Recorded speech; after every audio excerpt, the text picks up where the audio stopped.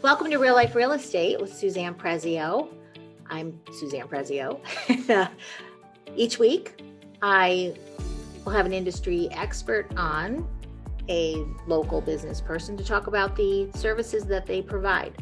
This program is not about buying a house, selling a house, even owning a house. The one thing we all have in common is we all live somewhere within this community. And again, I'm here to just let people know the services that are out there, people who are in our community that can offer something to you. So today I'm very excited to have a former classmate, a Colony Central alumni, Les Arras, with me. Hi, Les. Hey, Susie. Les is a Reiki master teacher. He's the practitioner of Light the Way Holistics. And Les is going to talk to us about what Reiki is. Les is also a life coach. And I will put his website on so you can get that information later. Plus, I'm really proud that I learned how to screen share. So Les, thank you for being here so early in the morning. Happy New Year. Yes, it's off to a great start, is it not? It is. It's bitter cold out, which I personally love. I love the cold. So It is well. So yeah, there's just, I don't know, maybe it's a Colony thing, but I do. I love the cold. I love rainy days. I love it. It's just an excuse to make soup and cuddle with the cats. So Yeah. you and I were just talking about Reiki and the misconceptions I had about it. And I'm not going to reiterate any of those because I don't want to get into anybody's brain about what it, but what's Reiki? Reiki is a practice that uses energy. Energy. There's energy in everything. You know, the chair you're sitting on was made with energy that was put in somebody. So they built a machine. We're all made of energy. When we're tired, we have low energy. When we're happy, we're excited, then we have high energy. So Reiki is used to balance that energy and clear out anything that could be blocking.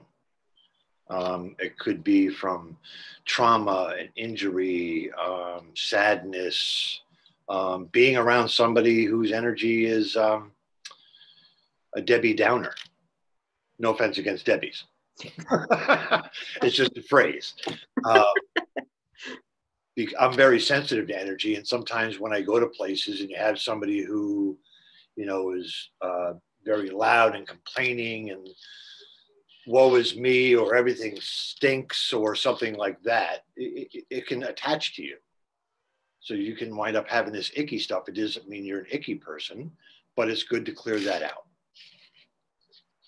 You know, that makes sense because I think we've all had friends like that where by the end of the night, it's like you come home and it's like, that wasn't even fun. Oh my gosh. So. And that sits with you. Yeah. So, you know, that's why I teach a lot of people Reiki level 1, because that is all about doing Reiki on yourself. And I didn't start this to have a million clients. I started this practice with Reiki. It has since evolved to other modalities since then. But if people can do it on themselves, they can stay more centered, and everybody that they encounter, that will rub off on them. And I know it works because I'm a very happy person. Yeah. And generally, even strangers I meet, they always talk to me. Having the purple hair is a good conversation starter. And people randomly in Stewart's or wherever go, I really love the purple in your hair. And then we have a little 2-minute conversation and I walk away smiling. That's why I started. That's sweet. That's very sweet. So you say level 1. Yes. How many levels are there? There are, depending on who teaches you, there's 3 or 4. Some people, 4 is the Reiki master teacher level. And some it's at 3. I don't think there's any right or wrong way.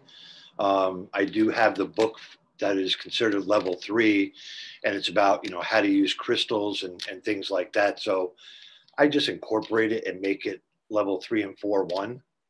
So I only have 3 levels when I teach. I haven't taught anybody at level 3 to be a Reiki master teacher. Yeah, I have a crazy question for you. Is there a way, because I always have to look at am I going to hurt myself here? Is there a way to use crystals wrong? Like, can you combine the wrong ones? Or how you have like certain kinds of stones, you have your jades or onyx, and certain ones have certain energies. Is there a wrong way to do that? No. But there's definitely a right way. If that makes sense. Well, there's nothing wrong, but if you're looking for a specific crystal for something that, would help you with a specific thing, like rose quartz is very good for anything heart related. You just got out of a bad relationship, or you're just not feeling the love, you carry that. But if you carry black tourmaline, that's very grounding and has an element of protection to it. That wouldn't hurt to be more grounded. So you could carry both of them together. Yeah. Okay. Yeah. I always wondered that. And there's so many crystals, I can't remember all of them. Like, I know citrine is good for the solar plexus chakra, but there's so many other ones that are also good for the solar plexus chakra. So I always, recommend to people, if they don't know what the crystal is, even if they don't know what the chakras are, say, what crystals are good for my belly or my stomach. Segue onto that, chakra. Yes. And Reiki's based on a 7 chakra system. Okay, so what are they? That's like head to toe, right? Yes. Okay, yes. So what are the 7? Your root chakra is at the base, so it would be just below your hips, like in the groin area. The next one up, which would be the area between the hips, is the sacral chakra, and then the stomach area is the solar plexus, and then the heart, the throat, the third eye, and the crown. Now, how long have you been doing this?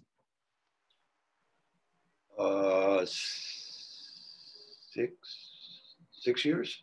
Wow. Okay. Well, it doesn't seem like that long. Yeah, it doesn't. And then sometimes it seems like I've been doing it for 6 years already. Yeah. It feels like 3 minutes, but it's been 6 years. Yeah, because like I said, I know you had reached out to me when my mom had her knee surgery, which was right after my dad passed, and that's been 5 years. Yes. So, yeah. Did you apprentice? I read that some Reiki master teachers apprentice. There's classes which generally last a weekend, 8 hours a day. It's pretty intense, but not in a bad way. It's just because you're going into it, you don't know bupkis, right? So it's not a heavy lift, but it's a lot to take in. So I did level 1, 2, and 3 with my wonderful and dear friend, Judy Squires Gleason, who owns Hippies, Witches, and Gypsies it's above Bacchus Wood-Fired Pizza right across from the Troy Music Hall on 2nd Street. Tell me that story, how you met her. I went through a very quick breakup, not my wanting. It was just like over. So I decided to be more social, and I started going to the farmer's market. And each Saturday I would kind of walk a little bit more and explore Troy. And I found this wonderful butcher that is not there anymore on River Street. And one day I looked down the street and there was this wonderful rainbow flag that said open. I'm like, that's got to be a cool place. Let me go check it out. And I walked in. Now, mind you, at the time, I still had my military high and tight flat top. And I just asked questions, and Judy was so wonderful. Because there's crystals and this, and I'm like, I didn't know what any of this stuff was for. And she was really nice. I just started going back again and again and again. And then I bought an emerald crystal, and then a bracelet, and then. She offered Reiki level 1, and I signed up. She introduced me to meditation. She used to have group meditations, which obviously since March has ended. And everybody, it was a safe, sacred space, and everybody shared from the heart. And it was mind-blowing. So where were you stationed when you were in the military? I went to basic in Fort Knox. My job training was in Fort Lee. Then I went to Baumholder, Germany. Then Fort Riley, Kansas. Then Vilseck, Germany in Bavaria. And then I went to Fort Sam, Houston. I was a recruiter. So you went from being a recruiter in the military to a new age healer. Yeah. It was tough. It's very tough being honest with yourself, because you've been believing your own BS for decades. And I'm very happy to see a lot of, I call them young kids. They're in their 20s or even younger, because I have friends of all ages, and they're doing it now. And I would imagine it's still hard, but I would imagine not having that extra 3 decades, they're going to come out of it sooner. And that gives me hope for the whole universe. So someone who doesn't know the first thing about Reiki, they get a gift card for a Reiki treatment. They walk in the door, and what happens? My practice is out of my home. This is, let's say this is pre-pandemic, when you're actually able to be face to face. Okay, so and then we'll do a post one. Okay, they would walk in. On my television, I always have the YouTube, as my mother calls it. I don't even tell you what my mother calls it. Oh, my mom's all over YouTube. She's wonderful at 84. Oh, my mother does not like the internet at all. At all. Like, okay, Mom, you hold out. She's on Facebook playing her games. I think it's great. She changes her own password on Facebook. She's a hot toddy, man. I'm telling you. So to walk in, I have nice meditation music playing. I have a whole bunch of crystals in the foyer. I have a huge salt lamp. I have 9 salt lamps in my house.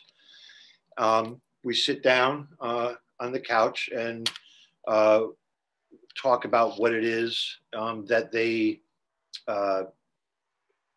would like for their session. If they have a specific intention, I have a quick form for them to fill out. It's an intake form just to see, if there's any injuries or anything else going on. So then the door that's behind me, that's my Reiki space, my practice space.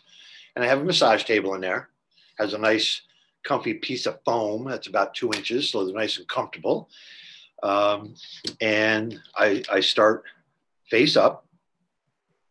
And there's specific hand placements.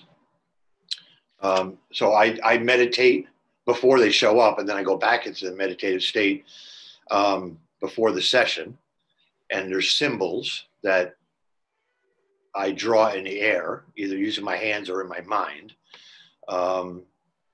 And I call in my spirit guides, my spirit animals, their spirit guides, their spirit animals, all the archangels, Jesus, Mother Mary. We have an energetic party going on.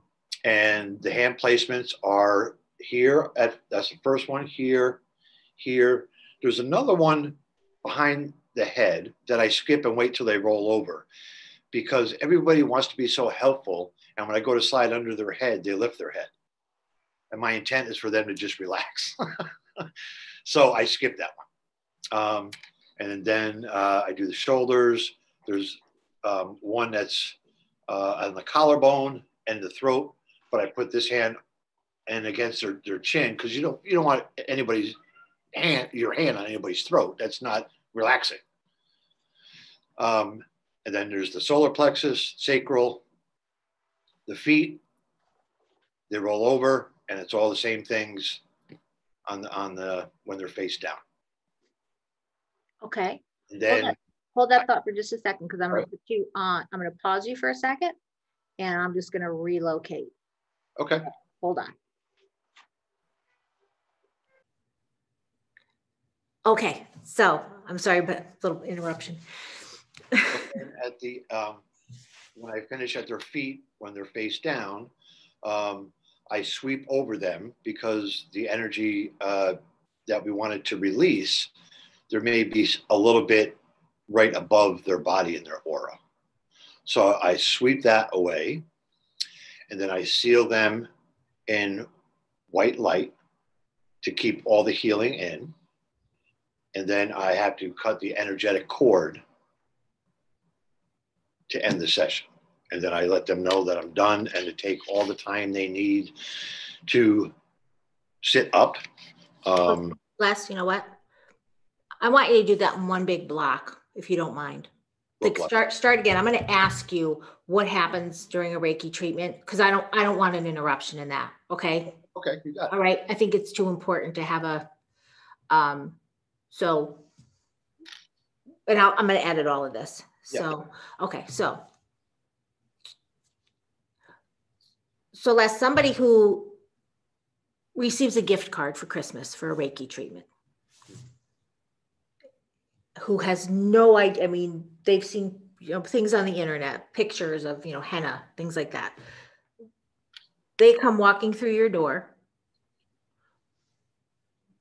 What happens during a Reiki treatment?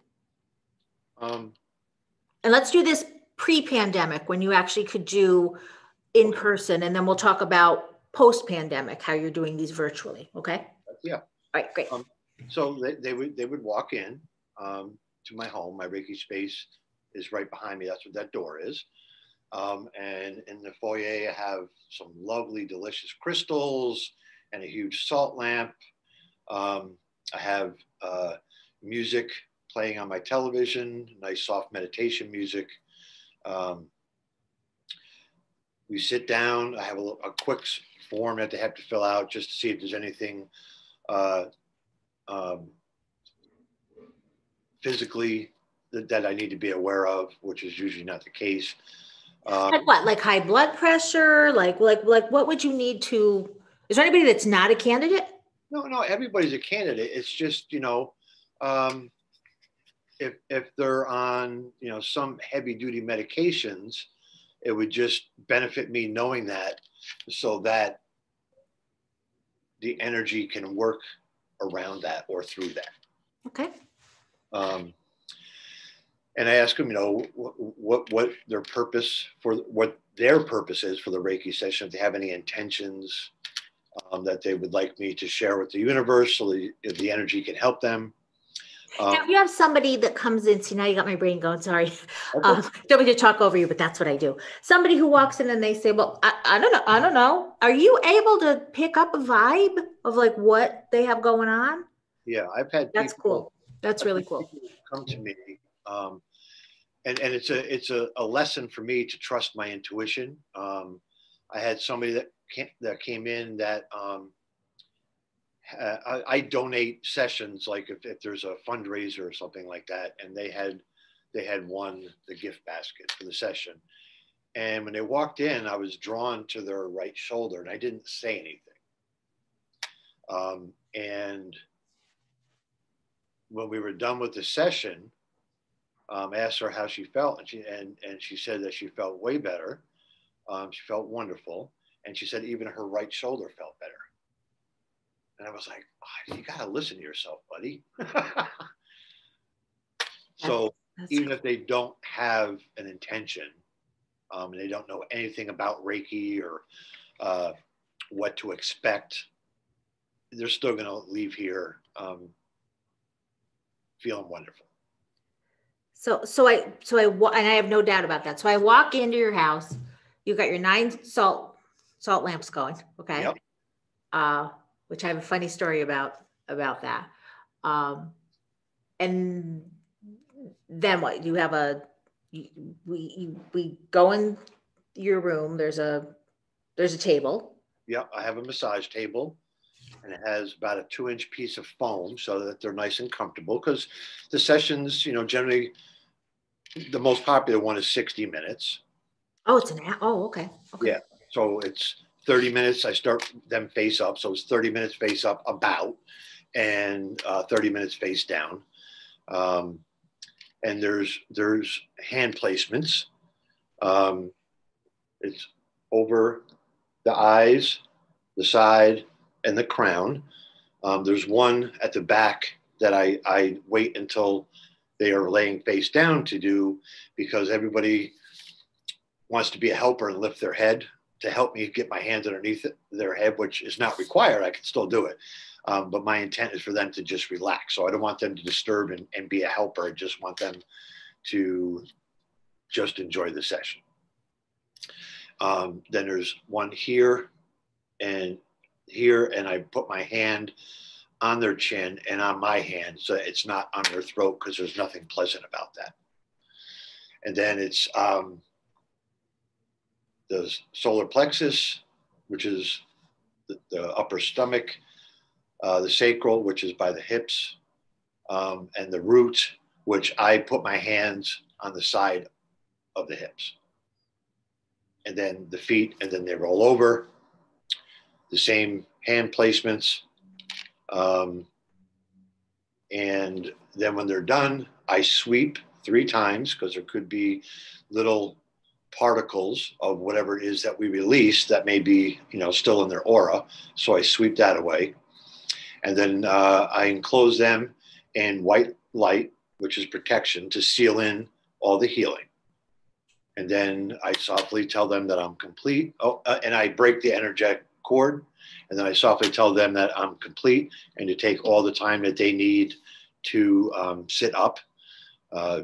Each session is different, even if it's the same person 3 times that week. They're going to have a different feeling. And they sit up. I generally talk to them for 5 to 15 minutes to make sure that they are back from their meditative state and they can safely drive home. How many treatments does somebody typically? I mean, some people need a lot. Some people only need 1. What's the average?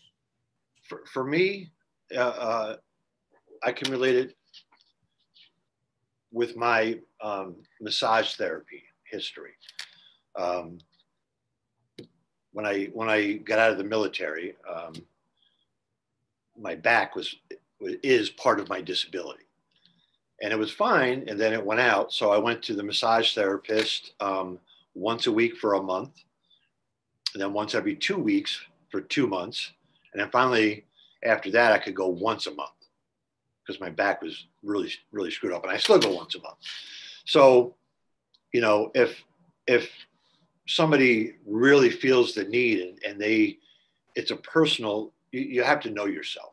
So if you are, really in a bad place, then, and you want to see me every week, and we can talk about it as well. And I can make recommendations on how often they should do it. But I think generally people once a month, once every 2 months would be enough to help them stay in that yummy space of energy.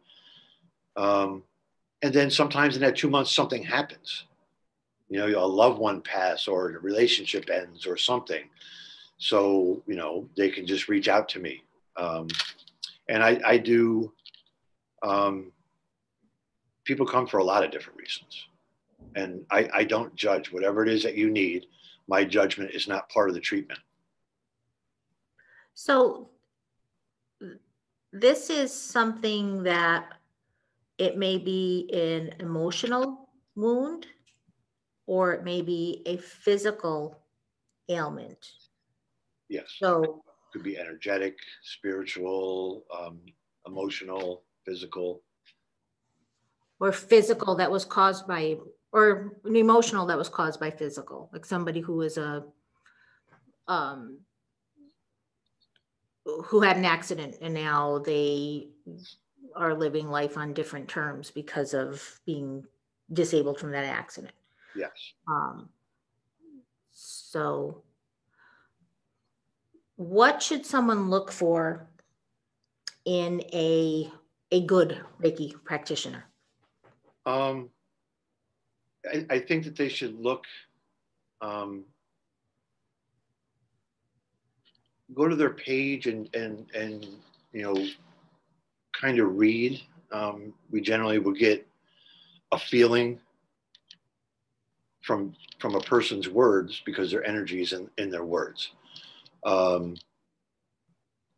And sometimes it's not a bad thing. If you meet with somebody or talk with them on the phone, sometimes it just doesn't click.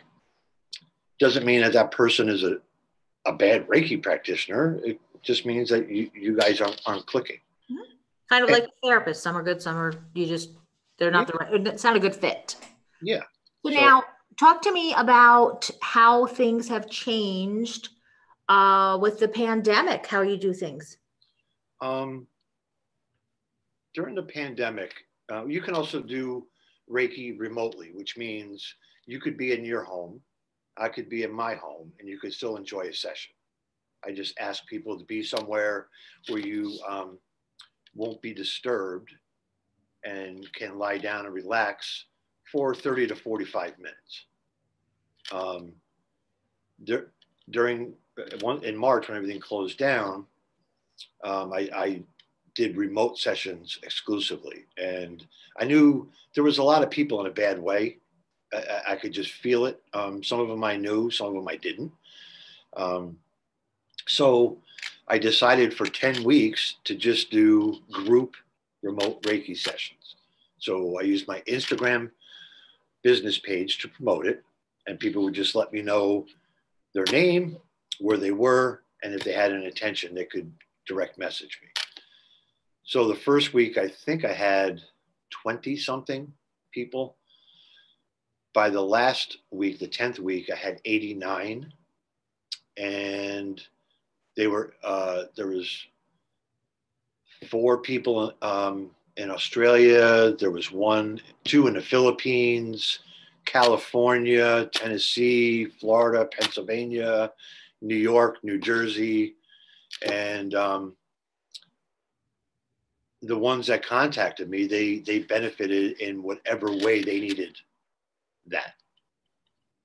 And I was happy to do it. And then I waited 2 weeks and I did another one, and it was donation based. And I donated that money to the company that I work for because they have been above and beyond wonderful before this and especially during this. The company that you work for now? Yes. Do you want to mention that company? Yes, it is Wildwood Programs, and we support people with developmental disabilities in a variety of ways. I'm head of the transportation department.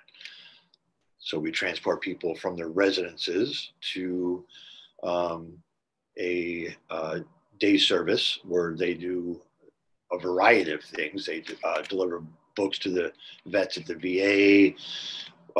Wildwood has a farm called the Mud Shoe Farm and has horses and chickens and vegetables, and they pick it all and they donate it to the food bank, and they do Meals on Wheels. So they're very active in the community, and that's what we like. That's a good fit for you because you're a very giving person. And they let me be who I am. I always joke that if somebody sees another staff member walk down the hall and just shaking their head, you could be 99% sure they just had a conversation with me. I am going to put your website up. Yes, and that will be active this Sunday. It was supposed to be last Sunday, and my friend that helps me with this tech stuff had to reschedule for this Sunday. So it's Light the Way Holistics, and I think I picked the wrong thing. That logo was done by the fabulous Georgia Hawkins. She is a graphic designer with Mountaintop Designs. I will have to do this at another time because we had this, the last time we did this just great. You know what? Hold on a sec. So Les, Reiki, you know, it's not traditional. It can be used in conjunction with other treatments, correct? Like with medical treatments as well, correct? Am I correct in that? Yes, that is correct. There is a lot of hospitals. I think it was in the late 80s or the early 90s when hospitals started using Reiki for their patients, like before and after surgery. It was just like a prescription. You know, they would write their little RX pad Reiki session. If it's they offer it at St. Peter's. I believe they call it Healing Touch there, and it's the same thing, but it has a little bit of religion tied to their teaching, which is fine. Religion, spirituality, to me, it's all the same. I don't care if you say God, the universe, Buddha, whatever. As long as we're all looking up, asking for help and love, it's a wonderful thing. So it's recommended. It's not in place of medical. It should be used in conjunction with. Gotcha. Okay. So again, Like the Way Holistics, Les Arras. Les, as I mentioned, you're also a life coach. So we were going to come back on to talk about that. And I'm sure that with the pandemic, your phone is ringing off the hook with people who are feeling lost and need a little direction. They kind of need to get back on the path. So you're a busy boy. Yeah, I've had people that I have never met. There was a young guy who follows me. I follow him on Instagram. And he just sent me a direct message. Can you help me?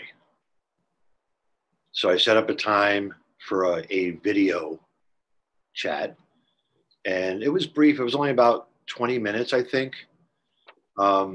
He was in a bad way, and we talked about it. And he was on the streets in the city that he lived in talking to me, and he was crying. And we worked through it, but I was so humbled because, you know, a lot of men are raised that we don't cry. It's a sign of weakness. So for him to do that with a virtual stranger, that was the first time he saw me. And he was standing on a sidewalk in a city crying and just pouring his heart out to me. And that little 20 minutes, it helped him the next day. And since, he's been very vibrant. He's, you know, learned how to set boundaries, even with family. Sometimes family is the ones that need boundary. And yeah, I was so humbled at that. I've helped people, you know, after the passing of a loved one, in conjunction with a breakup from a long-term relationship. That one we talked, well, we still talk, but it was months. It was months. You know, you kind of go up a little bit and you go back a little bit. You go up a little bit more, you go back a little bit more. Kind of like, you know, a step and a half forward and a half a step back. So you're still making progress. And she's in a great place now. Okay. So I like helping people.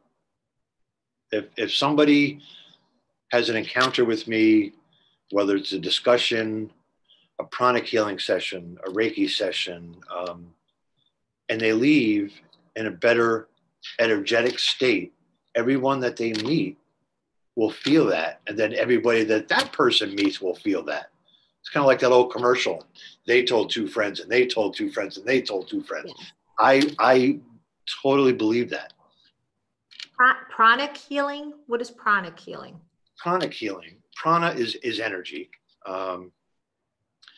And that was developed by Master Choa Kok Sui. He was an engineer. I want to say chemical engineer. And at a very young age, I think it was 10 or 12, he read every spiritual book, the Bible, the Quran, and everything. And he realized that they all alluded to a similar way that people healed themselves way back when. So he traveled all over the world. He was lucky. He was born into a very affluent family,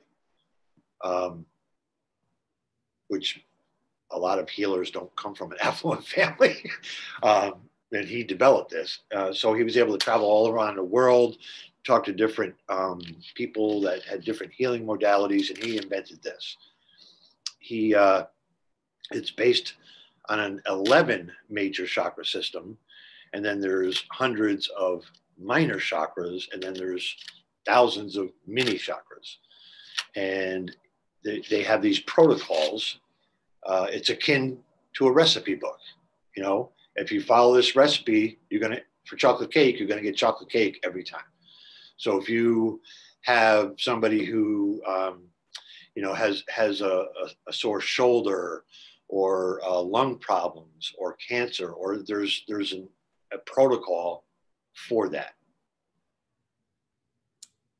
And that's used in conjunction with medical treatment as well. And a lot of pranic healers are doctors and nurses. Really? Yes. And they use it in their practice. Wow. All right. We'll have to talk about that more. Real quick before we go, your phone number. Yes. My phone number, area code 518-265-7007. Okay. Les, thank you for being here. And we will have you on again to talk about your life coaching and whatever else you want to share with us. So thank you. Thank you so much for being here. Thank you. I appreciate it.